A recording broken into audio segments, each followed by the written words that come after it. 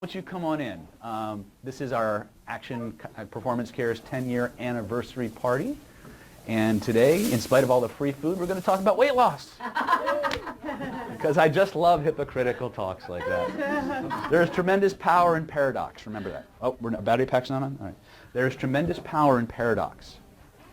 Okay, especially if you can resolve them, you find keys to new understandings. So, let me give you a little bit of background about my journey in terms of weight loss, which, by the way, to me is still an ongoing process, right? Because losing the weight is part of the job. The big one comes in keeping it on, right?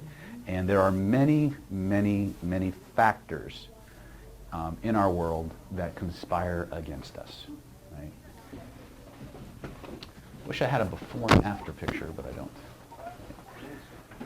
So today we're going to talk about ways that we can use NLP, hypnosis, and other adjunctive therapies, as I like to call it, for weight loss. And I have a pretty intense journey that's going, like I said, ongoing to this day in terms of that.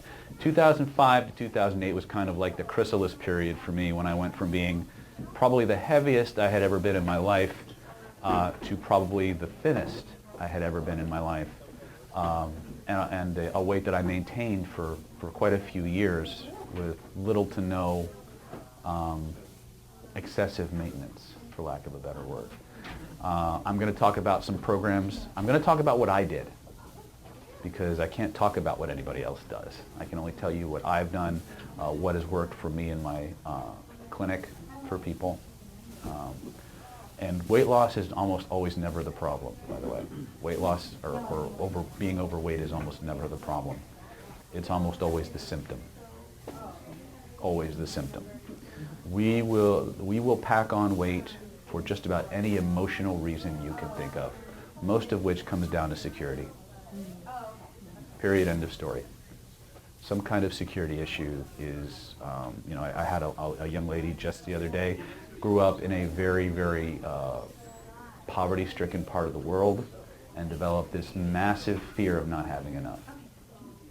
And even though she was in a society where abundance is just everywhere, the hoarding behaviors, the saving it or eating as much as you can when you can, she couldn't turn them off. You see, the problem, and we'll talk more about some of those things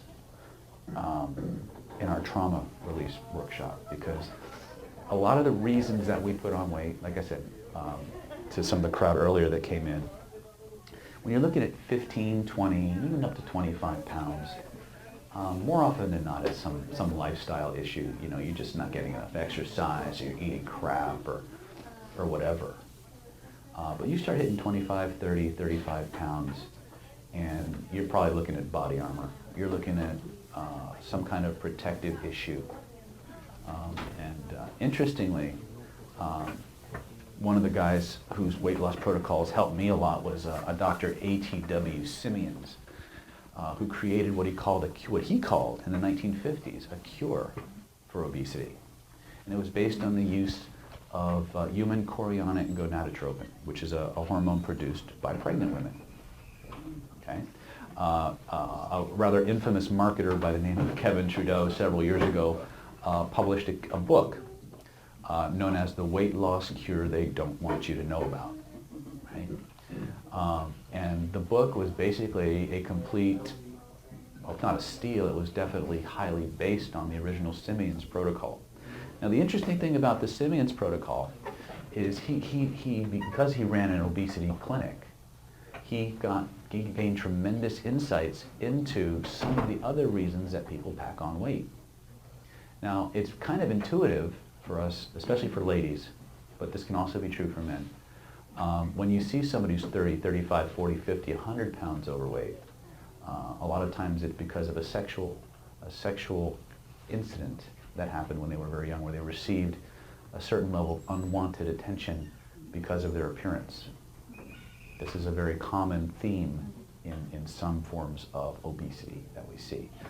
But there's a corollary that Simeons discovered, and that is many times a frustrated sex drive will cause people to overeat. And the reason for that is that your hypothalamus, which is the part of you that controls your drives, in case you didn't know that. We have several primal drives. Those of you who, how many is this your first time in either with seeing me or with me, is this your first time experiencing the scariness of David? Okay, cool. It's a scary place. So a couple of disclaimers. Even though we're in a medical clinic, okay, I will give you my standard meetup disclaimer. If politically incorrect language, swear words, colorful metaphors, or the word boobies offends you, not the right place for you. Okay? If straight talk or provocative language offends you, leave now, or it's too late. But if you like straight talk, if you want stuff actionable stuff that you can put to work right away, you're in the right place. Okay? Now, the interesting thing is, when we talk about drives, remember that the drive part of our neurology is controlled by your reptilian brain, otherwise known as your paleocortex. Okay? And there's this part of your brain, I like to call it the pig factor. Okay? And all it wants to do is eat. And it will eat for any reason. Your parakeet has an existential crisis. You know, it's the trash man's birthday. Let's have some cake. Right? Oh, we have one. Let's have two more because it's okay, right? What happens is when our drives get stimulated for whatever reason, whether they're protective mechanisms, whether they're survival, and they're all survival mechanisms. You got to understand that. A lot of the things that cause us problems behaviorally, and I count emotional behaviors as behaviors as well, are trauma-induced. And again, maybe I should have started this week off, or this day off with the lecture on trauma, just because it's so relevant to so many things and so many areas that we touch on, but especially with weight loss. You see, most people who are in the 30-plus range, their weight gain isn't lifestyle. There may be contributing factors from their lifestyle, but it's always and almost always an emotional drive that needs to be satisfied. But we find a substitute. That's when I was getting back to the hypothalamus. The first thing that happens whenever we have a drive that's being compromised, first of all, the drive that it does not get fed gets stronger. That's the first thing you need to understand. It will, if the drive is not being fed, it will start to take up more and more and more bandwidth in your brain and your awareness until you can't ignore it anymore. If the drive that you're trying to satisfy cannot be satisfied with the direct object that satisfies it, your hypothalamus will look for a substitute. The most ready substitute that we have is food, right? But remember, it's apples for oranges, right? There's no amount of food that you can eat that will give you an orgasm, right? Or that will give you that sense of being connected and held and comforted, right? But it's the closest we can get because many times the pleasure associated with eating that food is close to the pleasure we felt of having connection, of being safe. It's close enough. Does that make sense? Right? Your neurology is not logical, it's not rational, and it doesn't care what you think. I know that sounds weird, but the truth is we are emotional creatures. We are primal creatures. And as long as we try to intellectualize these behaviors, they will run your life. Okay? So a lot of what I do here is about finding the emotional reasons that are driving the behaviors. We satisfy those emotional behaviors. We free the trauma-induced self that is perpetuating the behaviors, and the weight starts to go away. Weight starts to go away. Okay? When I think when I went on my diet for the final time, when I began that part of the journey, I was 230 pounds. 230 pounds, and I lost 70 pounds, and I kept it off for, I'm still off, so I guess I'm still there.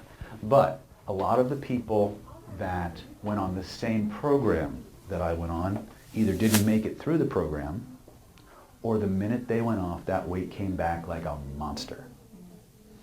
In spite of the fact that the maintenance for the diet was the most easy maintenance on the planet. Imagine this for a moment. Imagine if all you had to do after finishing one of the most rigorous, demanding diet regimens on the planet, what if all you had to do after you finished that and you got your goal weight was weigh yourself every day? And if you ever went more than 2 pounds beyond the weight you finished the diet at, you ate nothing the entire day.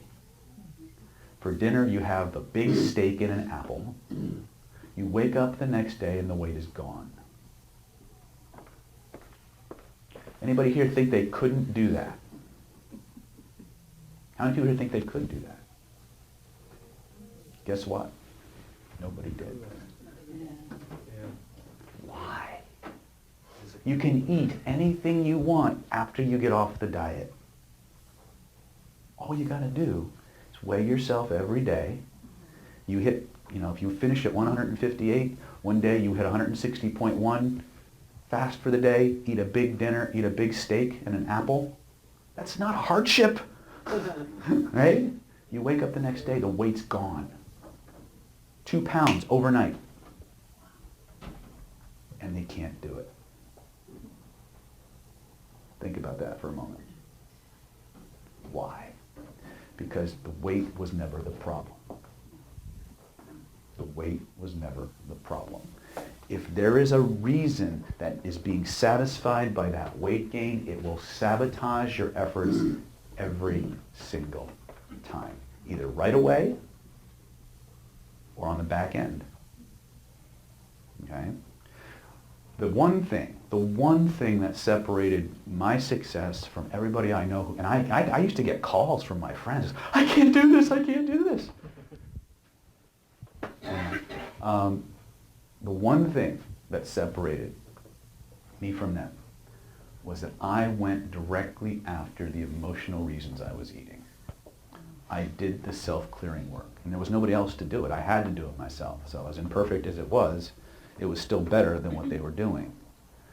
So understand, comfort food is very pervasive, right? And it has ramifications, but more often than not, it's the emotions that drive the bus, right?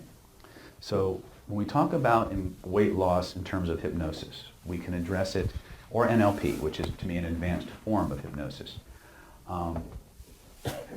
We start with simple stuff. I like to go for the jugular when I have a client, but sometimes that's a little too invasive. So we start off with simple approaches.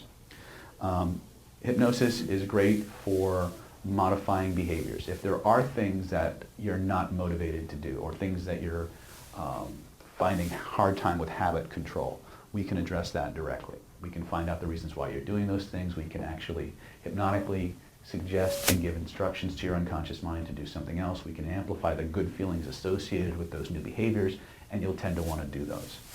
When people start getting in 20, 30, 40 pound, the danger zone, I don't even bother with that most of the time right away. The first thing I want to do is I want to find the emotional reasons why you're eating. Because if you don't deal with the emotional reasons why somebody's doing something, the neurology will fight you. I have done change work on people, and I've literally watched them reverse engineer the change and go back to being stuck. If you ever know anything about NLP, eye accessing cues, and they go auditory, visual, the eyes just dance when they do things in the brain. I've literally watched people's eye accessing cues reverse the change I just did, because we didn't go to the heart of why they were doing it in the first place. Does that make sense? Okay. My process here at the clinic that I call it the easy, intermediate, and nuke 'em for morbid. It's the only way to be sure approach. Hypnosis and hypnotherapy is the easiest way to create weight loss without dieting, because we can actually address behaviors that are leading you to do that. We can also address the emotional reasons why you're eating and give you something instead of it. Over the years now, since 2005, 10 years doing this now, plus before that, where I actually taught hypnotists for free for over 10 years, I have looked into the hearts and minds of thousands of people. And the one thing I can tell you, regardless of the problem they're presenting, that inside every single one of us is a scared, lonely child terrified of being alone. and desperate to be loved and accepted. And everything else that we do, behaviors we generate, is to satisfy that drive. And the fastest way to heal anyone is to give that child the one thing they want most. Someone to be there, someone to accept them and love them. But there's only one person that can. Anybody idea who that might be? Himself.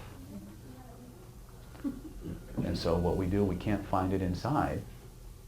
We start looking outside. And we start looking for substitutes in anything that allows us to feel good about us. Or even temporarily. Addictions, you see this a lot. You know. And food can be considered an addiction. Anything that we become psychologically dependent on is addictive. So what I do is I deal with, I usually recommend that people start with hypnosis and NLP. It gives you the biggest bang for your buck. If you need extra help using acupuncture, I'm a licensed acupuncturist. I'm a diplomat of Oriental medicine, so is Dr. Dawn. We can prescribe herbs and we can do acupuncture to help stimulate your metabolism and resolve what we in Chinese medicine like to call internal dampness, or spleen qi deficiency, as we like to talk. And so we can help you that way by stimulating your systems. And then if you need to lose it fast and you need to significantly reshape your body, we recommend that you apply the original Simeons HCG protocol, which was put out in a manuscript. You can find it on the internet for free. It's called Pounds and Inches. The HCG program is based on, you have to have it prescribed to you, but there are companies now who have on-staff doctors who will give you your physical and give you your questionnaires and prescribe it for you. But it is self-administered. When I was doing it, you had to inject it like you would insulin. Now you can only have sublinguals and things like that. But I will tell you from my personal experience, and my wife has a PhD, Dr. Dawn also has a PhD in biochemistry. So when my friend presented this protocol to me, I gave it right to her. I said, is this real? And she goes, it looks like it would work. Let's test it. And so we did. We used ourselves as guinea pigs, and that began the journey, right? So if you're really, really overweight, and the interesting thing about the HCG protocols, and this is again not based on what the doctors who created the program or what guys like Trudeau, whose credibility is marginal to say the least in many respects, but based on what we see clinically, HCG has a lot of other really, really good side effects to it. Actually, there's no negative side effects that we've seen. Okay? It has a tremendous rejuvenative effect on the body. Yes? Is it what Suzanne Summers? Some? Suzanne Summers? No. Oh, that's a different. No. The doctor I'm referring to is Dr. A.T.W. Simeons. No, right. Yeah, I was just thinking of that HCG for HCG is the substance that we're that's using. the substance, You know. yeah. Okay. I cannot prescribe it, and Right. again, that would be the self-managed part. But for those of you who have a lot of weight to lose and you want to do it, it is the most rigorous diet you'll ever do. But if you do it right, you won't be hungry on it either, even though it's a 500-calorie diet. But the effects that you get are dramatically different than if you would just do the 500-calorie diet without the HCG. But you don't recommend it for people who have like 30 pounds or whatever? I would not recommend it by itself. Oh, right. Exactly. Because if in my world, again, this is the world according to David, it may fly in the face of what medical authorities say or what other experts say. If the things I say don't resonate with you, don't do them, right? But what I'm saying is if you are more than 30 pounds overweight, and after you take it off, it comes right back, your weight is probably not the problem. It's probably the symptom. And so we need to... Well, hello. You guys remember them? You seen the videos? You need to address the symptom. And that's a lot of what we do. Yes, sir? What if you just like to eat? There's nothing wrong with that. Nothing wrong with that, right? Right? Yes. This is my middle child. That's my oldest right there. She's a show stealer, isn't she? Right? She has no weight problem. She's too skinny, aren't you? All right. Go find mommy. So the way I scale what I do And most people never get to the acupuncture, much less the HCG. All right, because a lot of times when people come in, we start dealing with the security issues, and their behaviors start to normalize. But if we do need to address more weight stuff, then now it becomes a behavioral thing. Now it becomes things that they're doing or wanting to exercise more. You're just fascinated. Oh, that's the youngest one right there.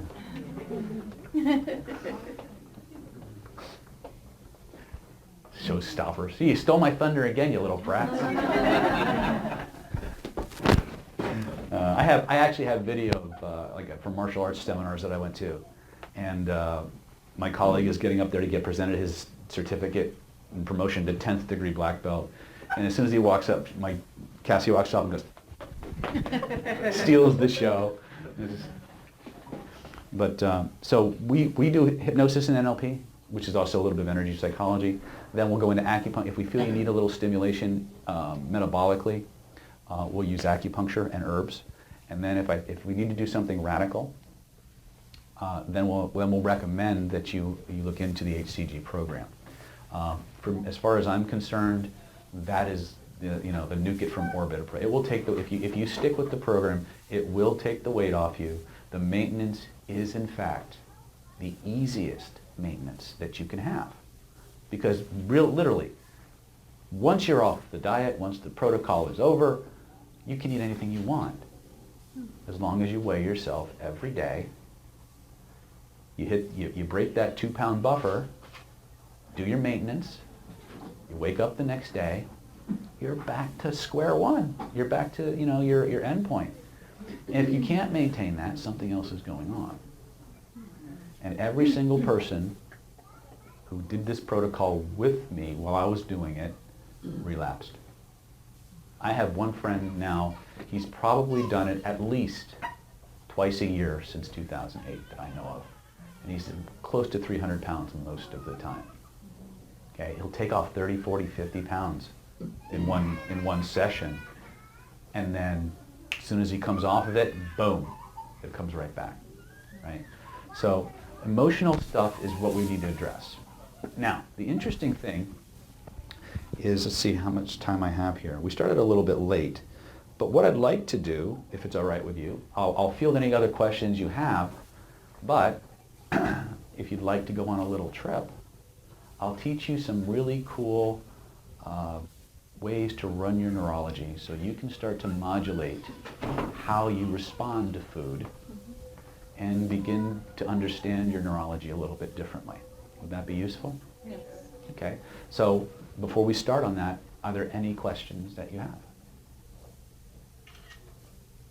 What happens with, I've seen, I mean, it's nothing personal or anything, but I've seen that even the number for child obesity is up right now. Oh yeah, everything about our society is stacking the weight on us.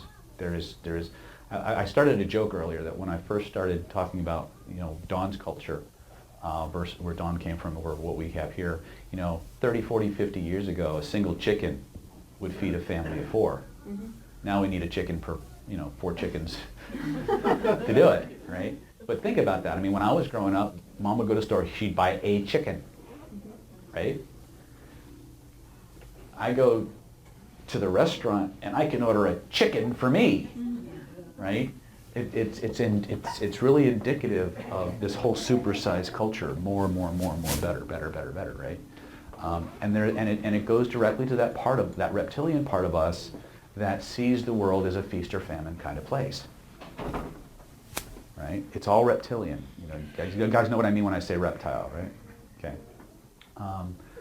So that's my approach. Dr. Dawn, when we're done here, she's actually going to talk to you about other natural ways to facilitate weight loss using essential oils and other things like that. Your sense of smell is extraordinarily powerful in helping you to maintain good balances on your emotions, but balances in your endocrines and things like that. So I highly recommend you pay attention to what she has to say as well. Okay? So nobody has any questions, you just want to trance out. Yes? What's your thoughts on intermittent fasting, which people seem to rave about? I think if you're using fasting as a weight loss method, I think it's a bad idea. Not intermittent, like doing it every other day or I don't think that's a problem. I think there's a lot of science, there's a lot of studies that say it's very, very healthy for us.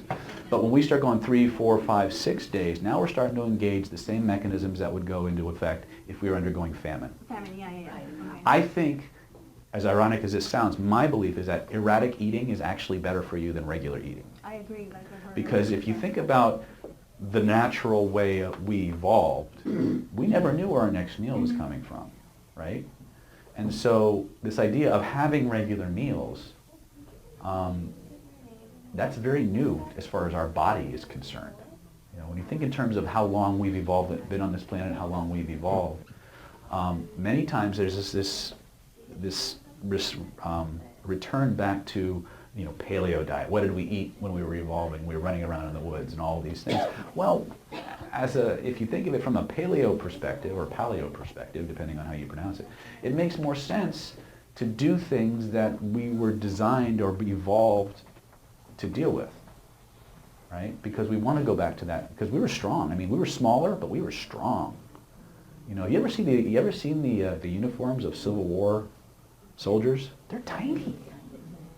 I mean, getting a drink of water was an act of like physical exertion. I mean, so they may have been small, but they were strong, right? So again, bigger isn't always better, although we like to think so, right? So you had another question.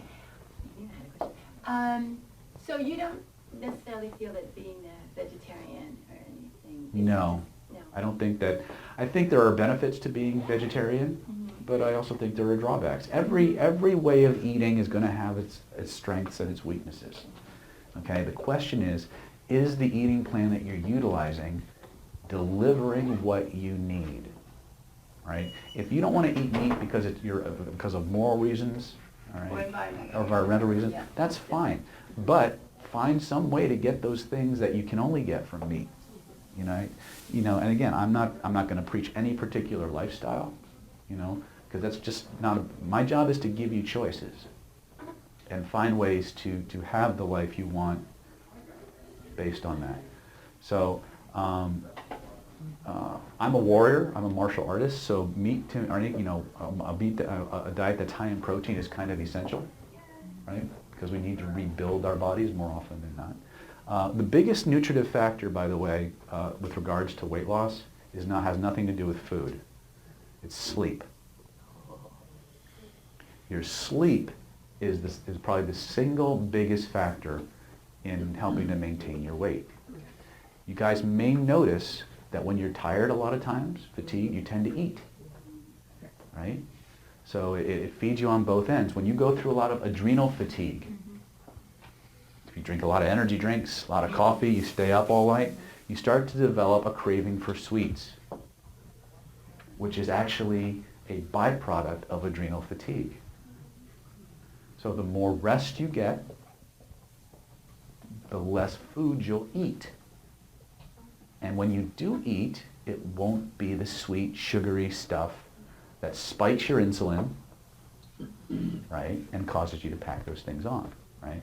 And again, I don't give a lot of dietary information because that's just not my specialty. Dr. Dawn has forgotten more about that than most people will ever learn.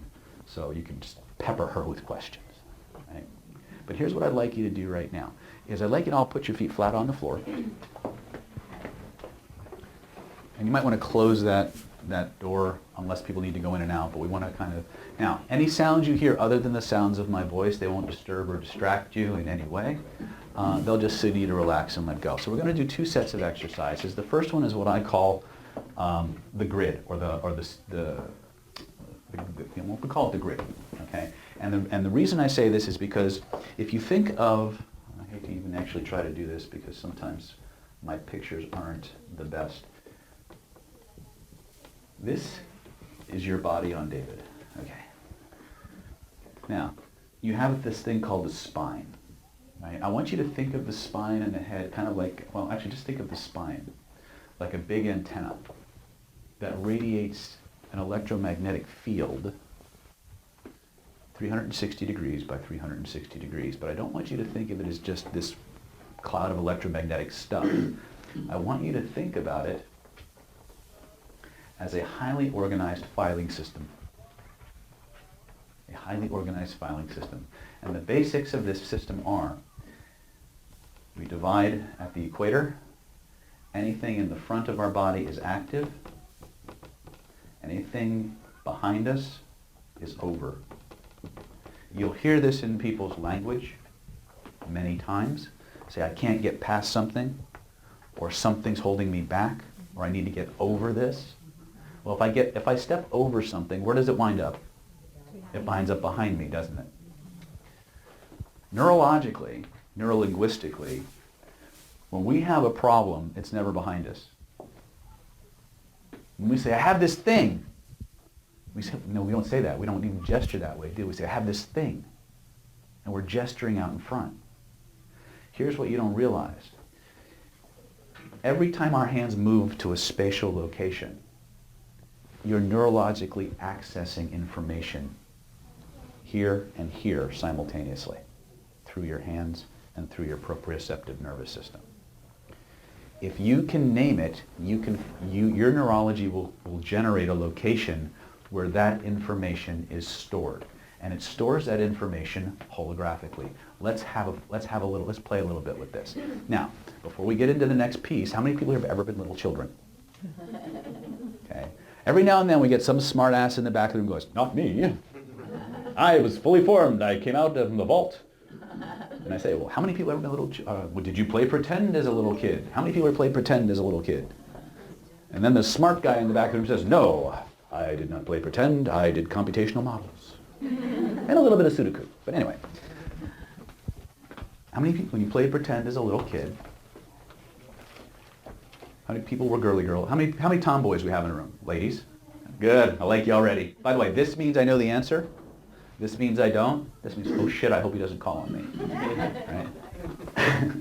This means yes. This means no. There will be a test. The secret to accessing this information is to be like a little kid again, to play pretend.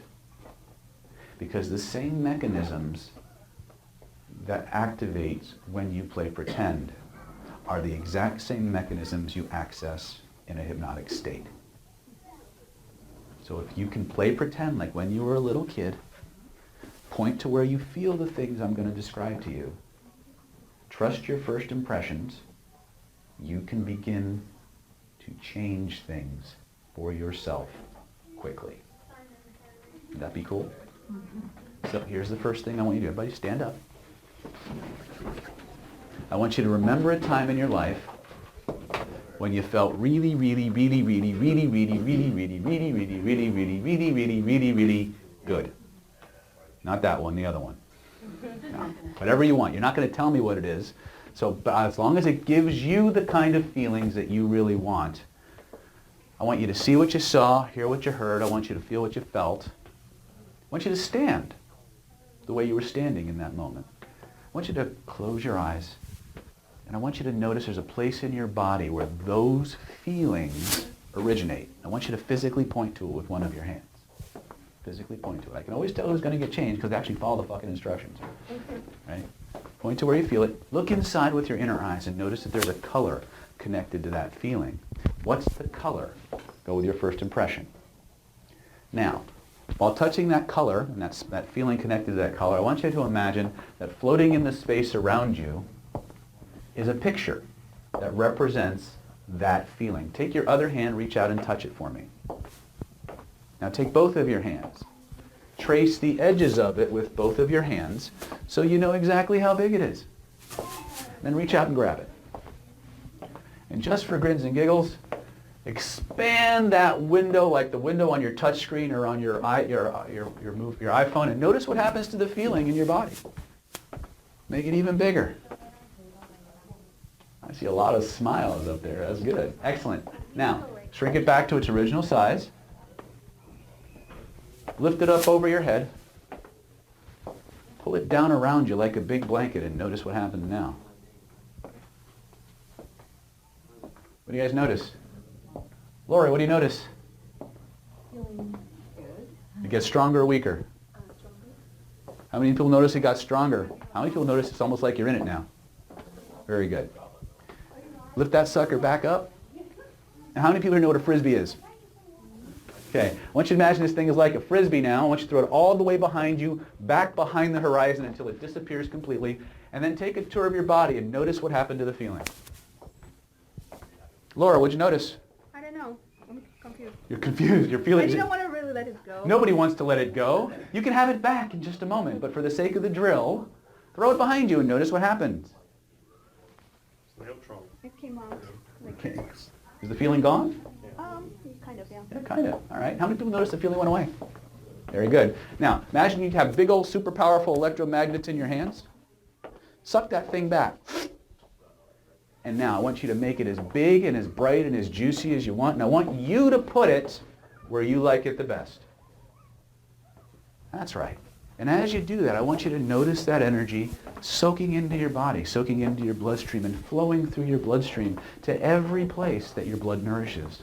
I want you to just pay attention to the sensations. Notice the process happening. And as you do that, notice it going into the very cells of your body, into the very DNA and the mitochondria, and it reprograms those cells. Turns them into little pleasure factories so that every cell of your body begins to generate more and more and more of those sensations, more and more and more of those feelings, until it's impossible to turn it off. And just notice that process taking place. And when you know you've got it, you know it's impossible to turn off, try to turn it off and notice what happens instead.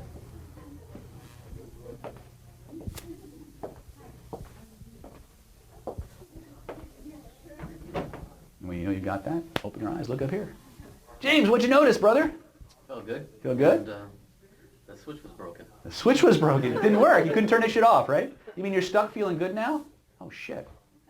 That's a suck deal. Give yourselves a big round of applause. Have a seat. Have a seat. What you've just discovered was what I call the grid.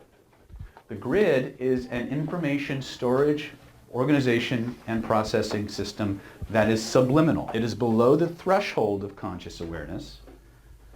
The password to access that dashboard is a combination of your imagination and your physical body. Okay? Hello. And if you look at how we speak, when human beings talk, when human beings communicate, they don't do this. Right? Except when they're lying. You'll see people animated and talking, and you'll ask them a question, and go, what do you mean? Right? It's called the freeze. It's something that counter-terrorist agents and other law enforcement people are taught to look for. But the truth of the matter is that we cannot access information effectively with our hands not moving. The gestures people make tell you everything about where in their body they're storing that information. How many people notice when they grab, by the way, find that picture again, the one that you really liked. Trace the edges of it. What happens when you expand the picture? Feels better. Feels better. What happens when you make it smaller? Kind of narrows it down. And What happens when you goes- what happens when you push it away from your body? Stronger or weaker? Weaker. What happens when you pull it closer? Stronger. What the fuck? You mean there's some kind of mechanism, some kind of volume control below the threshold of conscious awareness that allows us to modulate our experience of a memory? Yes. Most of our behaviors are based on our memories. NLP teaches us that there are two primary ways that visual, auditory, kinesthetic, and olfactory information influence us and that we use to influence the world. One is the ordered sequence of the visuals, the auditories, and the kinesthetics, the firing sequence, for lack of a better word, that we use. NLP calls those a strategy. You have a strategy, in other words, what parts of your brain you access in a particular order for every single thing that you do. Every single thing has a VAK firing sequence. And they're different for all of you. Some patterns may exist, but they will all be a VAK-AOG sequence, but they'll be unique to you, right? But within each of those categories, visuals, auditories, kinesthetics, olfactories, and gustatory, you have attributes. Take the visual, for example. Something can be in color, or it can be in black and white. It can be fuzzy, or it can be clear. It can be moving, or it can be still. Those are all visual qualifiers or visual qualities. There's, NLP calls the VAKOG, the visuals, the auditory, they call those modalities. And they're the building blocks of human thought, not energy. Energy is just some abstract concept that has something imprinted on it. Okay? But as the nuts and bolts of human experience, the nuts and bolts of human communication goes down to visual, auditory, kinesthetic, olfactory, and gustatory information. Everything else is interpretation. Actually, even that's interpretation. But it's those elements of the categories, those sub-elements, the sub-modalities of those elements that actually control your experience of an event, of a memory. That's why if you make an image bigger, it gets louder in your neurology. It amplifies neurological arousal. If you make something smaller, it diminishes it. If you bring something closer to the core of the body, it becomes more intense. When we're cold and there's a heater in the room, do we get closer to the heater or farther away? We move closer to the heater. Why? Because we get more energy. As these objects out here in your proprioceptive grid move closer to your spine, they take on more amplitude. Anybody here have a craving? Point to where you feel it. Go with your first impression. By the way, here's how you get past all the conscious crap. Remember this. Your unconscious mind, which is who we're dealing with, always answers first. It always answers honestly. You always feel like you're making it up. You always have an urge to edit it. And it's never loud. It almost always feels like it's in the background. If you got any of those 5 elements, go with it. Anything else, tell it to go fuck itself. Right? I was going to say go pound sand, and I kind of got, fuck it.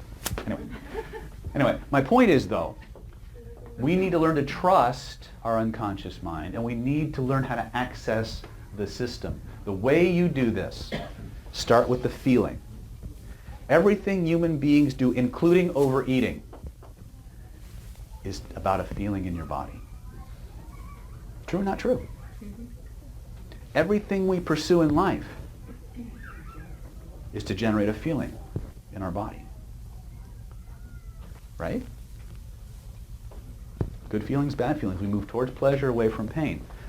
So, if everything we do is based on a feeling, if I can find where I feel it, I can begin to change it. I call it point-and-click therapy. If you can point to it, you can change it. Right? When we get to the instant pain relief, trauma removal, and all those other things, you're going to find out just how fast some of this shit goes away. Because at the level we're working at in the neurology doesn't care if it's a pleasure sequence or a pain sequence. It's just data that the neurology is processing and playing like a loudspeaker. Right? So, who here has a craving they'd like to get rid of? Okay, here's how we're going to do it. First of all, we're going to do a more without going deep into the therapeutic process, but we're going to show you real quick how we can start to move these things around. How many people here have a feeling they would like to get rid of? Okay, if your hand's not going up, you're in the wrong fucking room, right? Whether it's weight or not, it doesn't matter, right? The point is we all have feelings we want more of, and we all have feelings we want less of. But we're going to do this as a group. Okay, I thought about bringing somebody up and doing a demo, but I have 5 minutes, so I'm just going to do this. I'm going to zap you all. So I want you to point to where you feel that thing you want to get rid of. Okay? Now, first we're going to have an experience of the grid, as I like to call it. I want you to close your eyes, look inside. Notice there's a color connected to that feeling. What's the color, first impression? Just go with it. Now, imagine there's a picture floating in the space around you that represents that feeling. Reach out and touch it with your other hand. Take both of your hands. Trace the edges of it with both of your hands so you know exactly how big it is. Excellent. Now, here's what I'd like you to do. There was some lessons. I want you to put a big black frame around that image, first of all. And there's a little extra thing we can do. Just to make sure it's the right one, pull it closer to your body and notice if the feeling intensifies. If the feeling intensifies, you got the right one. When you know you've got that, put it back to where it was. Now, going back to that big black frame around it, I want you to feel along the bottom of that frame. And I want you to notice, you're probably too young to remember that when televisions actually had real dials and knobs and switches rather than touch screens and remote controls. But if you're from my generation, you might remember that. I want you to feel along the bottom of that frame and notice there's some dials and knobs and switches, and one controls the volume, one controls the brightness, one controls the vertical hold, one controls the contrast. I want you to find the knob that controls the contrast or the brightness. I want you to turn it all the way to the right until the image whites out completely, and notice how that makes you feel. Turn the image all the way to the left, or turn the dial all the way to the left until the image blacks out completely. Notice how that makes you feel. Decide which one you like better. And then turn the knob all the way to that direction. Most people seem to like the white, but some people like to have it blacked out. Doesn't matter. Then, taking the index finger of your dominant hand, what I would like you to do is imagine that you could write across the screen of that frame everything that this experience and the feelings connected to it had to teach you, so you can keep the lessons and let the rest go. And just start writing like a stylus on a screen. And keep writing until you got it all on that screen. Now you may notice as you do this, feelings and emotions come up. That's okay, let them. It's just part of the process. When you know you've got it all, and I'll give you a few seconds to do this. Take as much time as you need. But as a group, I do have to move a little faster than I would normally do if I were doing this one-on-one. Once you've got it all written on that screen, I want you to just reach up with both of your hands. Shrink that frame down to the size of a postage stamp, maybe even smaller. Float it up over the top of your head, back behind the horizon. And I want you to, you know the sound a nail gun makes? Feel it nailed back there for all eternity. And when you know it's back there, nailed back there for all eternity, try to bring the feeling back and notice what happens instead.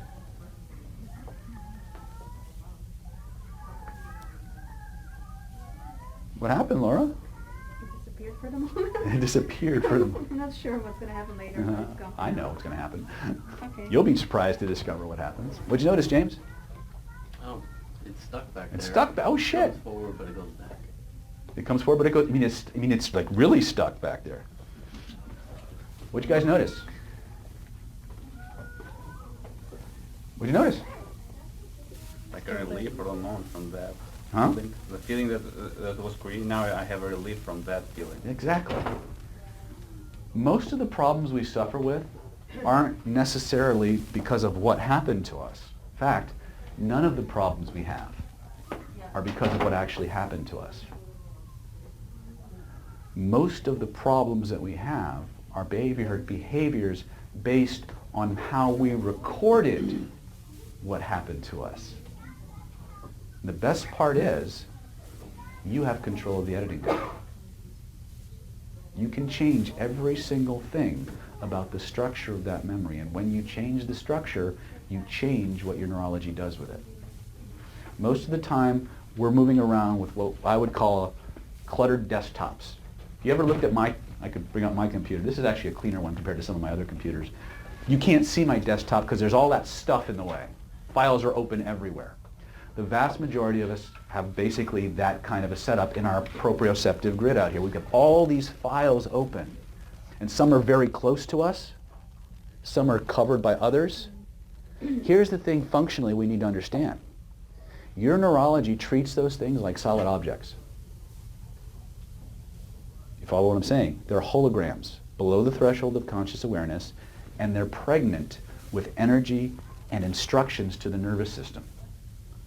And your neurology is constantly trying to balance all of these things, which is the big problem that we have. Now, does anybody still have a craving? No? Oh shit. I guess I'm done. Thank you, guys. Dr. Don will be up in just a few minutes, and then we'll be coming back. We'll be talking more about instant emergency pain relief. We'll be talking more about trauma relief, all those other things. And yes? Dr. Don would actually like you to do the raffle. Fine. So what am I doing? We're going out here? I'm going out here. I guess we're going out here to give more free stuff. And we'd also like you to announce the pizza as one as well.